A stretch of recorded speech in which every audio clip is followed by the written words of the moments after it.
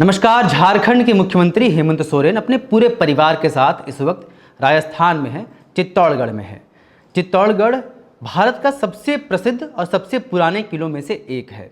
एक फोर्ट है, किला है, ऐतिहासिक इसका एक सिग्निफिकेंस, उस पर हम आएंगे। लेकिन उसके पहले हेमंत सोरेन की यात्रा पर हम कुछ बातचीत कर लेते हैं और फिर हम बात करेंगे कि यह फोर्ट क्यों महत्वपूर्ण हो जाता है भारत के इतिहास में और क्यों यहाँ हर किसी को जाना चाहिए, क्या कुछ आप जाकर सीख सकते हैं, उस पर हम आएंगे। बहरहाल मुख्यमंत्री का यह ट्रिप पूरी तरह से एपॉलिटिकल है, यानी कि राजनीतिक नहीं है। परिवार के साथ छुट्टियाँ मनाने के लिए गए हैं, घूमने के लिए गए हैं, जिसमें परिवार के बाकी लोग भी शामिल हैं। मुख्यमंत्री का परिवार यहाँ से यानी कि झारखंड से, रांची से फ्लाइट से उदयपुर गए और उदयपुर से फिर सड़क मार्ग से वो चित्तौड़गढ़ पहुँचे हैं। गाइड का नाम है पार्वती सुखवाल, जो कि उन्हें वहाँ भ्रमण करवाने की जिम्मेवारी जिनकी है। जो वहाँ पे डीसी हैं ताराचंद मीणा और एसपी हैं राजेंद्र गोयल, ये दोनों पहुँचे थे। उनका स्वागत हुआ। उन्हें जो प्रोटोकॉल होता है मुख्यमंत्री के आने का, उसके तहत उन्हें पूरा किला घुमाया गया है। उन्होंने पूरा भ्रमण किया है और मुख्यमंत्री ने वहाँ के जो पत्रकारों से बातचीत की तो उन्होंने कहा है कि हम में से हर किसी को भारत के इतिहास के बारे में जानना चाहिए, देखना चाहिए और दिखाना भी चाहिए।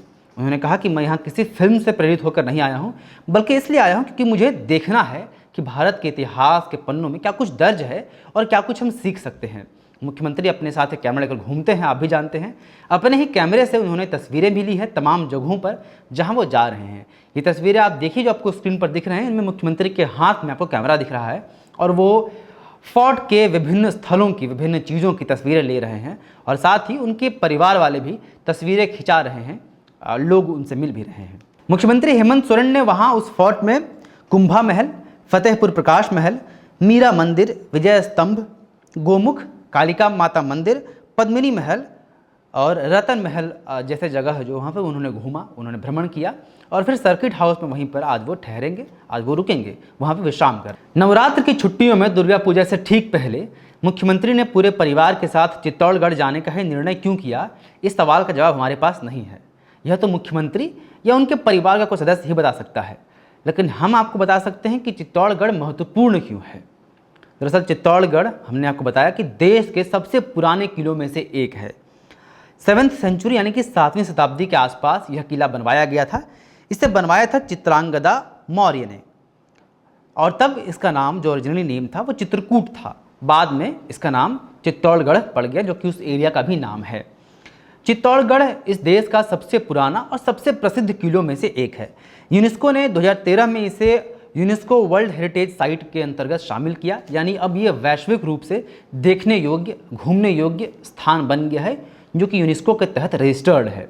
यानी कि जो क्राइटेरियाज होने चाहिए इस लिस्ट में, इस बुक में आने के लिए, वो फुलफिल करता है चित्तौड़गढ़ का किला। 180 मीटर की एक पूरी हाइट वाली हिल स्टेशन है। दरअसल आप जानते हैं राजस्थान जो है वो ऐसा एरिया है, एक ऐसा प्लेन है जो कि समतल भूमि है और आसपास मरुस्थल है, रेगिस्तान है, लेकिन बीच में एक हिल है। 180 मीटर के आसपास की ऊंचाई है और लगभग 691 एकड़ में यह पूरा हिल फैला हुआ है। इस हिल के ऊपर यह फोर्ट है चित्तौड़गढ़ की, जिसकी हम बातचीत कर रहे हैं। मेवाड़ की राजधानी कभी रही है। 7वीं शताब्दी के आसपास कई बैटल लड़े गए हैं, दर्जनों की संख्या में, उसमें कुछ प्रमुख भी हम उस पर भी आएंगे। इसमें एक बैराक नदी है जो कि चित्तौड़गढ़ के फोर्ट के पास से गुजरती है। मरुस्थल में नदियां कम होती हैं, बट ये नदी है जो कि बनस नदी की ट्रिब्यूटरी है। बाद में जाकर बनस नदी में मिल जाती हैं और फिर वो नदी अरब सागर में जाकर मिलती है। 65 ऐतिहासिक इमारत इसमें है, इस फोर्ट में, जिसमें कि 19 टेम्पल हैं, मंदिर है बड़े बड़े, हमने आपको कुछ नाम बताया भी था। 20 तालाब हैं और 4 स्मृतियाँ हैं, कुछ और भी इस तरह की इमारत हैं। ये पूरा जो फोर्ट है एक बड़ा एरिया में फैला हुआ है, 180 मीटर की ऊंचाई पर स्थित है और इसलिए देखने में बहुत खूबसूरत लगता है। दिल्ली से अगर आप मुंबई जा रहे हैं तो जो नेशनल हाईवे पड़ता है उसी हाईवे से थोड़ी दूरी पर है, यानी कि मुख्य मार्ग पर ही आता है और जाना आसान है। और इसलिए चित्तौड़गढ़ में देश और दुनिया भर के लोगों का जमावड़ा रहता है। अब जब कोविड ख़त्म हो रहा है तो लोग घूमना और शुरू कर चुके हैं। ऐसे में चित्तौड़गढ़ जाना खासकर बहुत महत्वपूर्ण हो जाता है। और तब जब हम ठंड के मौसम में हम एंट्री कर रहे हैं, पहुंचने वाले हैं, और ठंड में राजस्थान या उन एरियाज़ का ट्रिप बहुत महत्वपूर्ण हो जाता है। कुछ और बातचीत कर लेते हैं चित्तौड़गढ़ के फोर्ट के बारे में। 3 बड़े आक्रमण हुए हैं चित्तौड़गढ़ में और उसमें से एक प्रसिद्ध आक्रमण जिसके बारे में आप सब जरूर जानते होंगे अगर आपने पद्मावत फिल्म देखी होगी या नहीं भी देखी होगी तो इतिहास के पन्नों में ये इतनी प्रमुखता से दर्ज है कि आप नहीं भूल सकते हैं। अलाउद्दीन खिलजी ने इसी फोर्ट पर आक्रमण किया था। राजा रतन सिंह थे, जिसको कि फिल्मों के द्वारा या कहानियों के द्वारा, कविताओं के द्वारा कई बार डिपिक्ट किया गया है।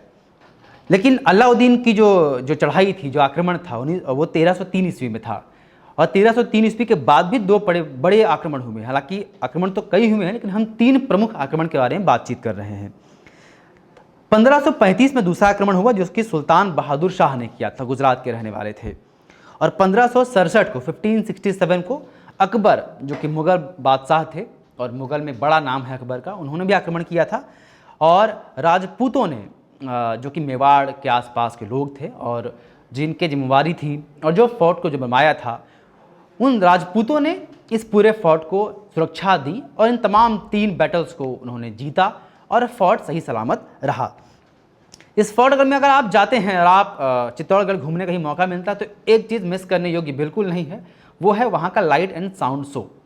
ये एक ऐसा शो है जिसमें कि इतिहास का पूरा वर्णन है, यानी चित्तौड़गढ़ के इतिहास का बनने से लेकर अब तक के हर बड़े दस्तावेज, यानी कि हर बड़ा घटनाक्रम लाइट और साउंड के माध्यम से दिखाया जाता है। लेज़र लाइटिंग की बहुत ही स्पेक्टेकुलर परफॉर्मेंस होती है, यानी कि बहुत अद्भुत एक परफॉर्मेंस होता है। परफॉर्मेंस यह कहें कि लोग तो नहीं होते हैं उसमें, लेकिन लाइट और साउंड के थ्रू आप लोगों तक वो कहानी पहुंचाई जाती है, हम लोगों तक, जो चित्तौड़गढ़ से जुड़ी हुई है। तो अगर कभी चित्तौड़गढ़ जाने का मौका मिले, शाम के 7 बजे इंग्लिश वाला और शाम के 8 बजे हिंदी वाला, या स्विच हो सकता है कभी हिंदी पहले और इंग्लिश बाद में, लेकिन 7 से 8 और फिर 8 से 9 1 घंटे का 2 शो होता है, एक इंग्लिश एक हिंदी में।